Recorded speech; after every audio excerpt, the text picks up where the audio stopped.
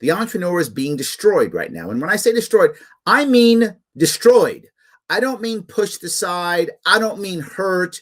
I mean destroyed.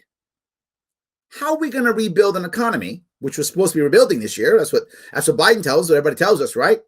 How are we going to rebuild them if we don't have the most important part to that economy? Well, Larry, are entrepreneurs most important? But what about government? What about big business? No. Demonstrable fact. The way you rebuild an economy is through entrepreneurial spirit, is through the entrepreneur, the small business owner. Most of all new jobs, this has been true for literally decades, have come from small businesses, and we are destroying them. As of Q3, October 1 last year, third quarter last year, over 100,000 small businesses, United States, out of business, over. And that was, again, 4 months ago now, so I don't know what the numbers are now. And 60% of those will never come back. Never. Do you know how hard it is for someone who's had a business to lose it, maybe declare bankruptcy, to come back from that? Do you know how hard that is? First off, it's years before you can come back, if you can come back. But maybe you don't. You've been burned so much you don't even try again. If you try again, now you're scared. These are the people who are going to be starting the jobs. These are the people who are going to be rebuilding our economy, and we're purposefully destroying them. And what brought this to my attention was a story here in Astoria, Queens. There was a guy who has a hookah lounge. So you know what a hookah lounge is? It's when they smoke the pipes, and you guys know what hookah lounge is. Anyway, hookah lounge here in Astoria, Queens. Guy's desperate. Burns to the ground. Clearly trying to get either just angry or trying to get insurance, whatever the case may be. Of course he gets caught. Why does he get caught? He's not a professional thief. He doesn't know how to do this right. Of course he doesn't, because that's not what he is. He's a guy who runs a hookah bar. That's who he is. But he's desperate because he hasn't been able to have people, in his place for now almost a year. He can't make any money. He's probably still, sitting here having to pay debt. So he burns the thing to the ground, or tries to. Didn't. He was unsuccessful. Clearly not a criminal, so he's a bad criminal. Clearly he was a decent hookah lounge owner, but he's a bad criminal. So he tried doing it, got caught. They arrested him, of course.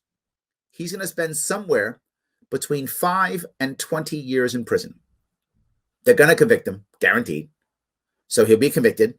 He'll go somewhere between 5 and 20 years in prison, and he's now a convicted felon. You might say, well, Larry, that guy's stupid. I'm glad he's gone.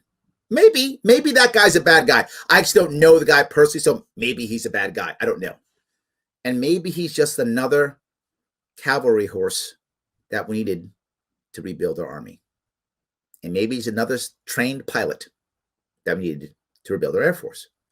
Maybe he was just another entrepreneur that we could have used to start more jobs to get people back in action. And for every one that I see here, there's probably 50 I don't even know about.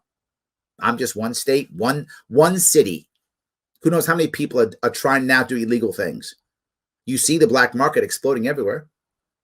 I've always said the war on drugs was also a war on brown and black entrepreneurism. And now the war on COVID is also a war. Except, of course, now it's also on white, black, brown, whatever. Insert American entrepreneurism. Small business.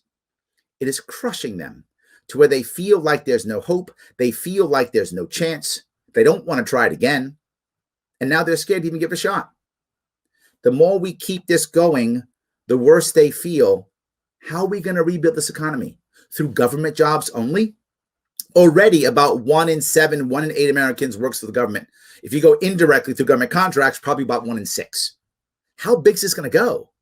1 in 5? This is literally communist numbers. This is socialist numbers if we go that high. Are we going to go that high to a 1 in 4, 1 in 5 Americans works for the government? Is that where we're going? I mean, maybe. I'm trying to find another answer. Or are we now going to have everybody work for big business, which I thought we hate now?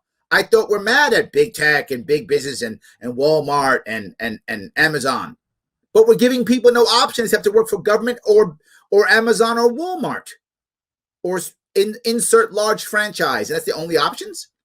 To be clear, I'm not against government workers. I'm not against big business workers. They have a very important part in our overall economy. And we should have workers of all types, of course. I'm just not anti-small business. Can't we have all of it? Am I that greedy that we can't have people in every part of the economy working? Small, big, medium, government, everything? How are we going to grow this? Easy to grow government jobs, print magic money, make and announce stuff. You now have magic government jobs. Do it all the time. Oh, we need more people? Print magic money, give a decree. Now it's a law. Boom, you've got government jobs. Great. But at what percentage are you taking people out of the private economy and shoving them all into the government world? One in 5? Is that where we're going? 1 in 4? This is a huge problem that people aren't talking about.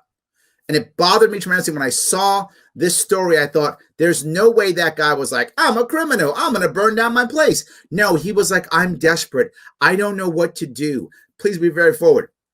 I'm not in any way, shape, or form condoning his behavior. I'm not. I'm saying what I always say.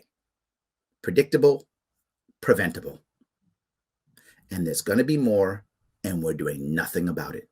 We're just going to watch it happen. And the first thing you see, and I read the article, we're going to get this guy and justice, and thanks for law enforcement putting this together, putting this guy behind bars. That was the entire thing. Look how bad it is. And the people who were commenting on this weren't saying, oh, poor guy, look how desperate this guy had to be to burn his own place down. Look how, no, they were like, that guy's a dummy, good for him, put him away. Yeah, put him away because right now you're at home getting your Trump bucks, so you're okay. Or you have a government job, you're fine. But what happens when the Trump bucks go away or the tax dollars go away and you can't have your job and you wish you had a small business owner to give you or someone you love a job? Not so cool anymore. It's a big problem. And I feel like I'm the only guy talking about it. Maybe I'm wrong, maybe it's others, but I feel like it's just me.